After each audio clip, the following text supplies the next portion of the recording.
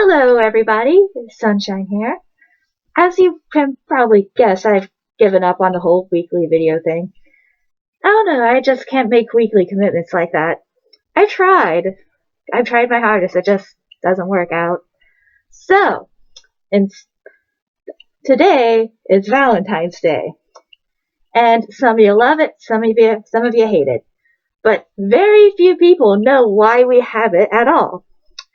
And I decided that instead of doing some mushy-gushy blah video, I was going to inform you on what I learned and educate myself about Valentine's Day. And it's actually pretty strange. Yeah. Okay, let's see. I have my notes here. It originated as a pagan festival in early Rome called, let's see, what was it? Lupra Calia. And it is either honoring the she-wolf Lupa, who nursed Romulus and Remus, the founders of Rome, and after that, Roman Empire, blah, blah, blah. Or either that, or the god of fertility. I can't remember his name. For some reason, I didn't write that down. And the festivities would circulate around an animal sacrifice, and after the animal sacrifice, they would take the animal, skin it, and whip the women with the strips of skin and blood in order to make the women more fertile.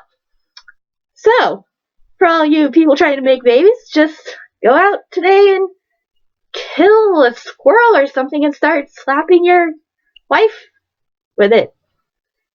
Yay. Just lovely. So romantic. That's much more romantic than taking her out on a nice dinner, or a walk in the park. I mean, it's a gorgeous day here. While you're out on that romantic walk, get yourself a raccoon wouldn't be out today. Yeah, a squirrel or a bird, and just start slapping her with it. That is romance. And let's see, in the 5th century, Christians liked the holiday. Apparently, this sounded good to them. So they decided to keep it, but do what Christians always do and change it entirely. And they, excuse me, forgive my voice, cough, whatever. For my Valentine's Day, I was given a sore throat and cold. Just lovely. And let's see. They wanted to keep it by changing entirely in a process that what I learned called Christianizing it. Are we really surprised? I mean, I'm a Christian and all, but I feel shame. Let's see. Pope Gelasius declared February 14th St. Valentine's Day. Apparently, there were many. Again, sorry. Apparently, there were. There were many St. Valentines. It was like a title. It wasn't a person per se. It was more of like. Excuse me. Like I said, like a title. And so there were many, but the one that is most recognized was in the, let's see if I can read it through this. It's from the 3rd century, and he was a defiant Roman priest. It was during the rule of Emperor Claudius II, and he would force men into going to war, and he said that they couldn't marry. This led to many disheartened, half-hearted men out fighting. That's not really the best army. I mean, if you're going out and you're going to stab someone, you're going to want to put your whole heart into that stab. Kill someone and mean it. Don't just kill and say, this guy told me to kill him. No. If you're going to kill someone, mean it. And that's not what these guys were doing. And St. Valentine would marry couples in secret, and that started helping morale. Well, Emperor Claudius wasn't stupid, though he was stupid, but he wasn't too stupid, and he caught on to what was going on. And he had St. Valentine arrested and put to death, or sentenced to death. While in jail, the couples he had married in secret would come and visit him and give him roses, notes, and expressing their gratitude for what he did.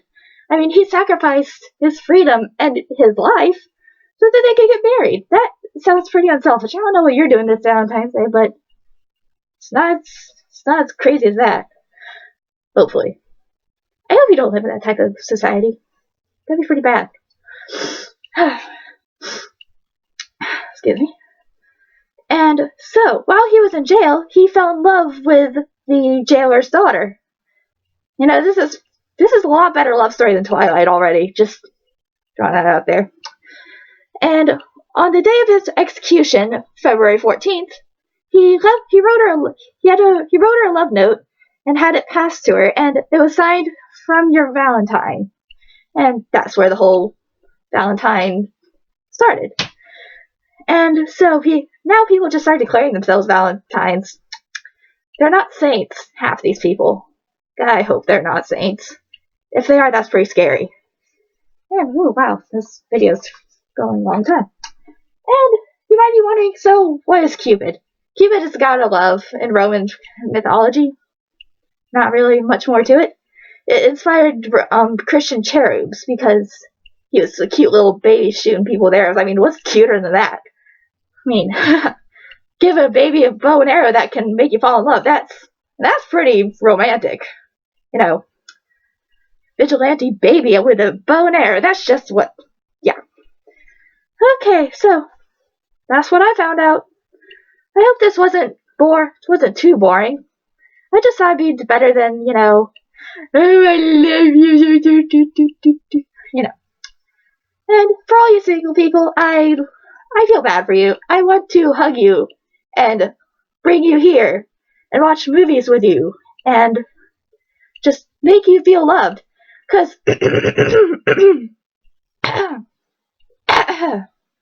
yeah. I think I'm done. Yeah, I don't think Valentine's Day is all about, you know, partner love. Not all about girlfriend love or about boyfriend love. It's about just love. Love your family. Love your friends. Love your dog that isn't here right now.